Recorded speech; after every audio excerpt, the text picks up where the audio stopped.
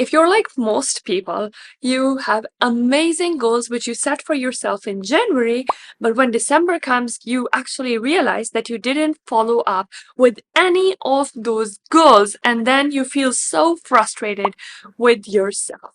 But what if I tell you you can achieve what you want in 4 years in only 1 year? And baby girl, let me tell you, it actually works.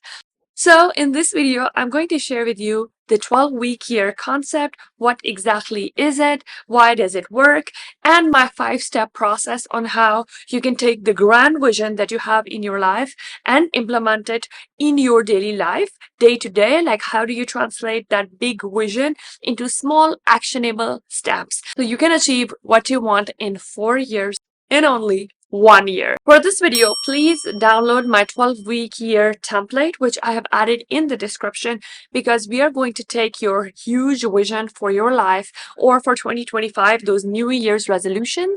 We are going to take it and put it in this template to figure out what should be the daily steps you should be taking to get closer to your dream life. By the way, if you're new to this channel, I'm Umama, and I love making videos on self-help and self-development. I'm sharing my journey with girls, and I really want it to help girls be successful in this world and the next. So please follow along and let me know how you find my videos, because it inspires me, it motivates me, and it helps me improve. So what exactly is 12-week year and why does it work like a charm?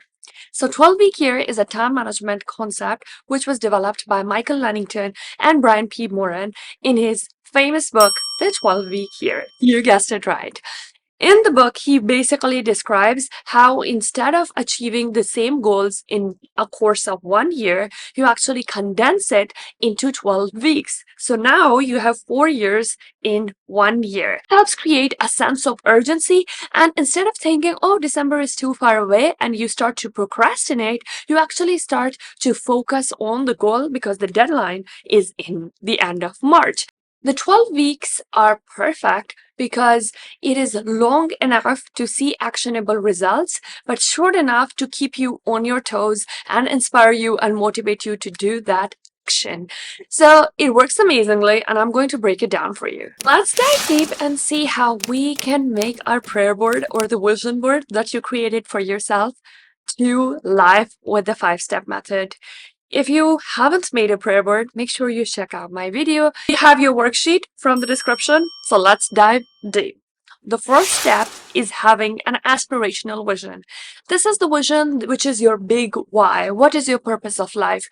What is it that helps you wake up in the morning? What is it which helps you, like, this is the thought which doesn't let you sleep at night? And how can you work more and more towards it? So this can be as big as possible. You can go as unrealistic as you want, because sky is the limit with this one. For me, my aspirational vision is to die with no regrets, and I just always want to work towards being the best version of myself and contributing to the world in a way that when the angel of death comes, I feel I'm at peace with the things I did. And when I stand in front of God, inshallah, I am just working towards this, that when I stand in front of him, I am able to defend the life and the principles I lived by and the life I lived and the things I worked for. So this is my big why and my big aspirational vision. So see, what is that big why for you? Step 2 is taking that huge vision and bringing it down to the level of 1 year. The author of the book actually uses 3 years, but I think 3 years is a pretty long time. And again, the deadline is like, okay, I might achieve it someday. No, no, no, no, no. Baby girl, we're not talking about someday anymore. We're talking about this 1 year. How can you level up in this 1 year? How can you be your best self? How can you be in the best space physically, mentally, and financially, as well as spiritually? So this is what we are working towards. So bring that huge vision to what does your life at the end of 2025 look like? Like, what can you do? What have you achieved? It is very important to create this vision which will inspire you. It is very important to have this, like, something which really drives you, something which is very realistic, but at the same time, something you would love to have one day, and bring it down to the level of 1 year. The 5 spheres where we can level up. I wrote my different goals, my different vision. This is for the level of 1 year. So you can do this exercise for yourself as well. Now we move on to step 3, which is the meaty part of this process, which is to actually create this 12-week year for yourself. So in these 12 weeks, what are the goals that you have for yourself? The best way is to do input goals and output goals. So completely up to you. Personally, for me, I prefer input goals. So for example, if you want to lose, I don't know, 5 kg in 3 months, the input goal would be to limit your calories by less than 1200. So this would be an input goal. But an output goal would be to lose 5 kg. Both are very important, I think, and that is why I like using a mix. But on day to day, I really like having accountability of where my inputs or where my time is going so that I achieve that output. But you will see how I play around with it. Let me share with you what my 12-week year goals are for the first 3 months of the year, like how I have broken it down. And you can take inspiration from it or make it your own if we have similar goals, because it will really help you. So first you write the tactic, as you can see, and then you write the frequency of the goal or of the action that you are going to take for this goal. So goal number 1, become my own boss and gain complete financial freedom. So it was very huge, very out there, but not very actionable in how do I translate it into 3 months or in my 12 weeks. So what I did was, my goal is very simple. I need to build a strong community of like-minded girls who are like me and who want to be successful in this world and the next. Like, that's my entire goal. Now I've divided it into 5 very actionable goals. These, as you can see, are more input-based goals. The second one is post every day, every week, plan social media posts once a week, post on Pinterest once a week, finish 1 hard book and 1 soft book in 2 weeks, and then 1 course in 2 weeks, so that I really level up my money making and my financial freedom skills, because I cannot be my own boss unless I invest in my own skills. So this is for my goal number 1. For goal number 2, as you see again, there is the big goal, which is build a deeper connection with Allah and be more connected to Him. Because at the end of the day, it doesn't matter if I'm a millionaire or a billionaire, I cannot actually take any of this money or anything with me. So I do feel like sometimes when I'm getting very like go, go, go mode, very hustle girl mode, I sometimes lose sight of my, like, sometimes I feel I don't have as much presence of mind when I am praying or when I'm reading Quran. So this is something I don't want to build my dunya at the expense of my akhirah. And of course, I'm not perfect in any way, but this is what I'm working towards. So I really want to pray on time, slowly, with presence of mind, 5 times a day, inshallah, every week. Pray like the subh and sham, like the morning and the evening duas twice a day, and then read Quran 15 minutes every day, every week, inshallah, and then learn Quran from Bayina. So Bayina is an amazing resource which you can use to learn Quran, and I've had the membership for quite a long time, but I really want to use it this year. So 2 hours once a week, I feel it is more actionable for me. Like, you have to set these goals which are realistic and doable for you. So I feel with some people it's better that they do 15 minutes a day, but for me, I feel it's easier for me if I do bulk or like huge volume in one sitting. It's just very natural and easy for me. So the third goal is be in the best shape of my life, because also, again, when I'm so focused on my financial freedom and on my financial side, I start to neglect my health, and that is why I want to keep it, and I want to be a more like a well-rounded, balanced individual. So here you see limit calories to below, oh my God, I wrote 12,000, it's crazy, to below 1,200 every day, every week. I would be Yokozuna if I, yeah, no. Okay, the second one is 10,000 steps every day, every week, inshallah. Oh my God, your girl is not moving at all when I'm back home, because we're just driving everywhere. And I really need to get back into my steps routine, and I think it will come with Paris, but really need to be on top with that. Strength training, 3 days a week. I absolutely love strength training. And no, girls, it doesn't make your muscles grow. I just love strength training. And if you want to have a guide on strength training, I would love to make that for you as well. But oh my God, strength training really changed my life. I feel I just hate cardio. Like I doing jumping jacks, 50 no, I will not do jumping jacks. But if you want me to lift weights, oh my God, I love it. I just love strength training. And then yoga once a week. I actually try to do it every single day, but at least once a week is my goal to be in the best shape of my life. And I try to do vinyasa yoga. So vinyasa yoga is, it really stretches you everywhere. But yeah, that takes us to step 4, which is how to make this action plan bulletproof. It's amazing to have a vision. It's nice to have, oh, someday I will do this. But girl, this year, inshallah, together with me, our vision board is the plan. No more procrastination, no more delaying till next year. This year is the year, these 12 weeks is the time to work on and get on with it. So, how do we make it bulletproof? So, I feel yourself and reflecting on yourself, you will really understand that what are the major traps that I fall into? Like, what are the things which hold me back? So, now that you know what is it that you struggle with, it is also good to write how are you like going to overcome this struggle. So the first is, okay, what is going to be the struggle? The second is, how will I overcome the struggle? So for consistency, I wrote, I am tracking daily with my habit app. I've been raving about this app. Honestly, I should get sponsored at this point.